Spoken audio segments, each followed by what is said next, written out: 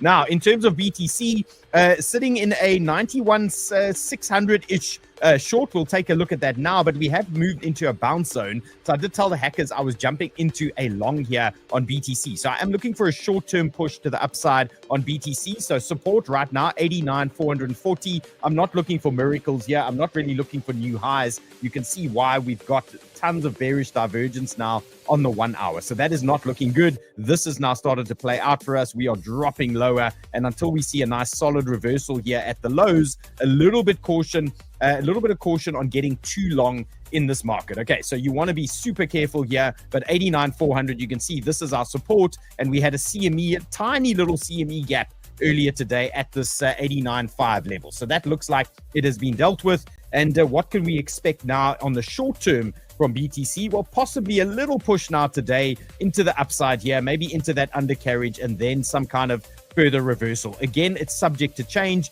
We're going to just play these levels. We're going to use these reaction zones as we go. And then in terms of the big resistance for me today, 91,700. So nothing to really panic about beyond there. 91,750. And then you've got 92,800. Makes sense to me in terms of rejection zones. Now, if we do drop lower during the course of the day, and you can see our 1 hour bearish divergence does have a little bit more to go here. So it can tell us that we can see possibly lower levels. What I would suggest here, guys, don't even mess around at these interim zones up here. I would say focus on the lows here, this 87,700. Focus on that zone. That for me is going to be the next sort of high conviction bounce zone that you want to look at. Maybe a little sweep below that type of region, but 87,700 making a ton of sense to me there for BTC. Okay, so big week upcoming. We've got job numbers tomorrow. We got FOMC coming on Wednesday. We can expect all sorts of drama and things like that. And I want you guys to be well prepared at these key levels here,